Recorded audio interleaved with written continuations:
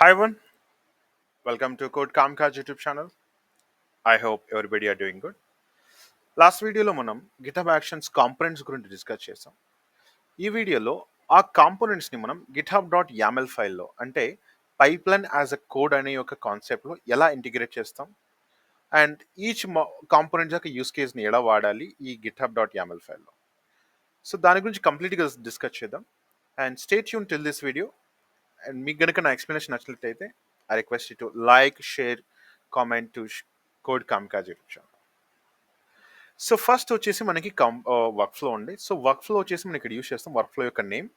So naming సెక్షన్లో మనకి workflow యొక్క నేమ్ వచ్చేసి complete GitHub actions work flow with commands అనే యొక్క వర్క్ ఫ్లో నేమ్ ఇచ్చేసాం. సెకండ్ వచ్చేసి మనకు కాంపోనెంట్ వచ్చేసి ఈవెంట్స్ అండి ఇక్కడ. సో ఇక్కడ ఏంటంటే మీరు జనరల్గా మీ యొక్క గిటబ్ రిపాజిటరీలో కోడ్ని పుష్ చేసినప్పుడు మీరు పైప్లైన్ని ఏ విధంగా క్రియేట్ చేయాలి అనే దాని గురించి మీరు ఇక్కడ కస్టమైజేషన్ చేసుకోవచ్చు. సో ఇక్కడ కనుక చూస్తే ఆన్ పుష్ బ్రాంచెస్ అని ఉంది కదా, ఇక్కడ ఏంటి మీరు మెయిన్ బ్రాంచెస్లో కనుక మీరు కోడ్ని పుష్ చేస్తే ఈ కంప్లీట్ పైప్లైన్ రన్ అవ్వాలి అన్న విధంగా మీరు ఈవెంట్స్ అనే కాంపోనెంట్ ఇక్కడ యూస్ చేస్తున్నారండి.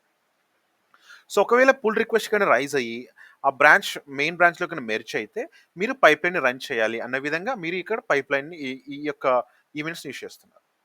ఇంకోటి వచ్చేసి ఒకవేళ షెడ్యూల్ అండి, అంటే మీరు ఒకవేళ క్రాన్ జాబ్ని యూస్ చేసుకొని మీరు పైప్లైన్ని లేదా మిడ్ నైట్ కావచ్చు, ఆఫ్టర్నూన్ కావచ్చు, ఈవినింగ్ కావచ్చు, అటువంటి టైమ్స్లో మీరు హ్యూమన్ ఇంటర్వెన్షన్ లేకుండా ఎటువంటి పుష్ కానీ ఎటువంటి పుల్ లేక కాకుండా హ్యూమన్ ఇంటర్వెన్షన్ లేకుండా ఆటోమేటిక్గా సిస్టమ్ తన వంతు తనే ఒక పైప్ లైన్ రన్ చేసుకునే విధంగా మీరు క్రాన్ని కూడా యూస్ చేసుకొని మీరు పైప్ లైన్ రన్ చేసుకోవచ్చు. ఈ క్రాన్ అనేది మీరు యొక్క ఈ యామెల్ కోడ్లో కూడా హార్డ్ కోడ్ చేయొచ్చు, లేదంటే మీ యొక్క గిట్హబ్ కన్సోల్ కూడా మీరు యూస్ చేసుకోవచ్చు. సో ఇలా మీరు ఈవెంట్స్ అనే ఒక కాంపోనెంట్ యూస్ చేసుకొని పైప్ లైన్స్ మీ యొక్క యూస్ కేస్ను బట్టి మీరు పైప్ లైన్ రన్ చేసుకోవచ్చు. సెకండ్ వచ్చేసి ఎన్విరాన్మెంట్ వేరియబుల్. సో ఈ కాంపోనెంట్ అనేది మీరు నాన్ సెన్సిటివ్ డేటాని మీరు స్టోర్ చేయడానికి యూస్ చేసుకోవచ్చు. సో ఇక్కడ నాన్ సెన్సిటివ్ డేటా ఎనీథింగ్ అండి, మీ యొక్క ఎన్విరాన్మెంట్ స్టాక్ కావచ్చు, లేక డెవ్ స్టేజ్ ప్రొడక్షన్ కావచ్చు, లేదా ఎటువంటి IP address with port number కావచ్చు, లేదా ఏదైనా ఒక ఫైల్ పాత్ కావచ్చు, ఇంకా ఏదైనా ఒక నాన్ సెన్సిటివ్ ఇన్ఫర్మేషన్ ఏదైనా కావచ్చు. సో వాటన్నిటిని మీరు ఈఎన్వి కోలన్ ఆ తర్వాత పేరెంట్ అండ్ చైల్డ్ అనే ఈ సింటాక్స్లో మీరు స్పెసిఫై చేసుకొని ఈ ఎన్విరాన్మెంట్స్ని మీరు అక్రాస్ పైప్ లైన్లో కాల్ చేసుకోవచ్చు, ఎక్కడైనా కాల్ చేసుకోవచ్చు. సో ఎందుకంటే ఇది గ్లోబల్గా వర్కౌట్ అవుతుంది కాబట్టి. సో ఈ ఎన్విరాన్మెంట్స్ని మీరు జాబ్ స్పెసిఫిక్ కూడా పెట్టుకోవచ్చు అండి. సో మీకు ఇలా డైరెక్ట్గా పైన మెన్షన్ చేయకుండా జాబ్ స్పెసిఫిక్ కూడా మీరు స్పెసిఫై చేసుకోవచ్చు. సో ఆ ఫ్లెక్సిబిలిటీ మీకు గిట్హబ్ యాక్షన్స్లో ఉంది. సో ఇది వచ్చేసి మనకి GitHub actions environment component. Next వచ్చేసి జాబ్స్.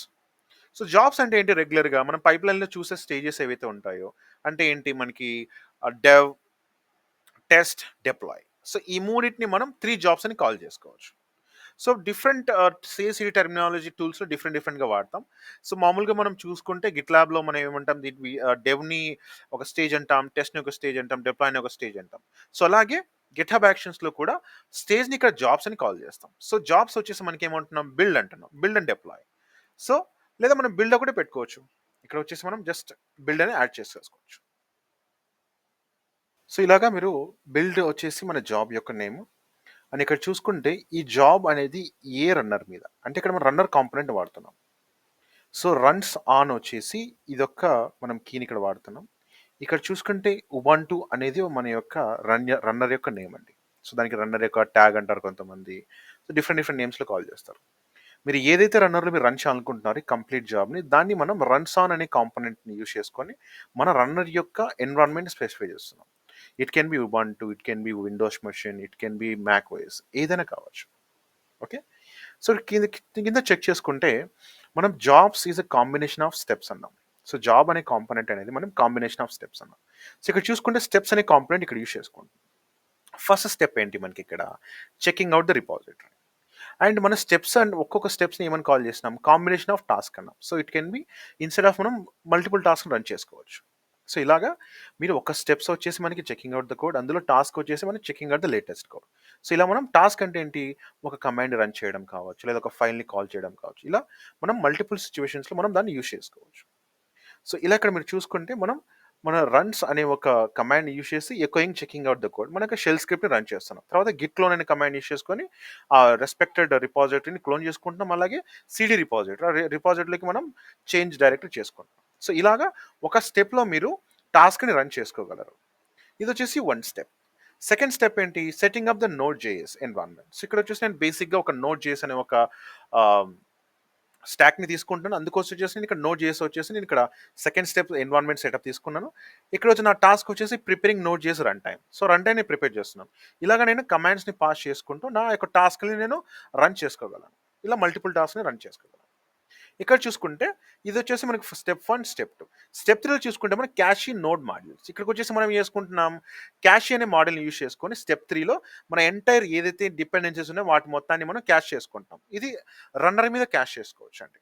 అంటే ఒకసారి మీరు ఏదైనా ఒక రెస్పెక్టెడ్ రిమోట్ సర్వర్లోకి రిమోట్ లైక్ యూఆర్ఎల్లోకి వెళ్ళి అక్కడ డిపెండెన్సీస్ డౌన్లోడ్ చేసుకున్న తర్వాత మీరు మల్టిపుల్ టైమ్స్ వెళ్ళి మళ్ళీ దాన్ని డౌన్లోడ్ చేసుకోవాల్సిన అవసరం లేకుండా మీరు ఆ డేటాను మొత్తాన్ని క్యాష్ చేసుకోవచ్చు. సమ్ అమౌంట్ ఆఫ్ డేటాని క్యాష్ చేసుకొని రన్నర్ సైడ్లో మీరు పెట్టుకోవచ్చు. సో మళ్ళీ ఎప్పుడైనా మీరు మల్టిపుల్ టైమ్స్ ఇదే పైప్ రన్ చేసుకోవాలనుకుంటే సో సిమిలర్ డేటాని మీరు క్యాష్ చేసుకునే డేటాని మొత్తాన్ని యూజ్ చేసుకోవచ్చు. సో ఇలా మీరు క్యాష్ మోడల్ని యూజ్ చేసుకోవచ్చు. Similarly install dependencies. ఇది వచ్చేసి మనకి ఫోర్త్ స్టెప్. స్టెప్స్లో వచ్చేసి మనకు యూజ్ చేసుకున్న టాస్క్ వచ్చేసి ఇన్స్టాలింగ్ డిపెండెన్సీస్. సో డిపెండెన్సీ మొత్తం ఇన్స్టాల్ చేసుకుంటాం. కింద చూడండి రన్ టెస్ట్. ఇది వచ్చేసి ఫిఫ్త్ స్టెప్ అండి. సో ఇలాగా మనం అన్నిటి రన్ చేసుకోవచ్చు. లాస్ట్లో మనం ఆర్టిఫాక్ట్ని సేవ్ చేసుకోవచ్చు అండి. Save artefacts.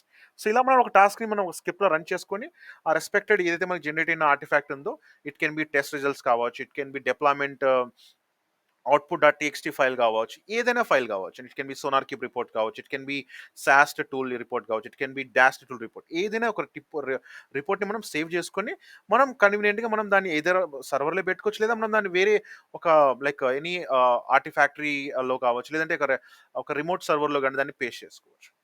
సో ఇలా మల్టిపుల్ మనం కాంపోనెంట్ యూస్ చేసుకొని మనం కంప్లీట్గా సిఏసిడి అనే ఒక పైప్లైన్ క్రియేట్ చేసుకోవచ్చు. అది కూడా గిట్ ల్యాబ్ స్పెసిఫైడ్ సింటాక్స్ని యూస్ చేసుకుని మనం ఈజీ వేగా మనం కంప్లీట్గా పైప్లైన్ రన్ చేసుకోవచ్చు.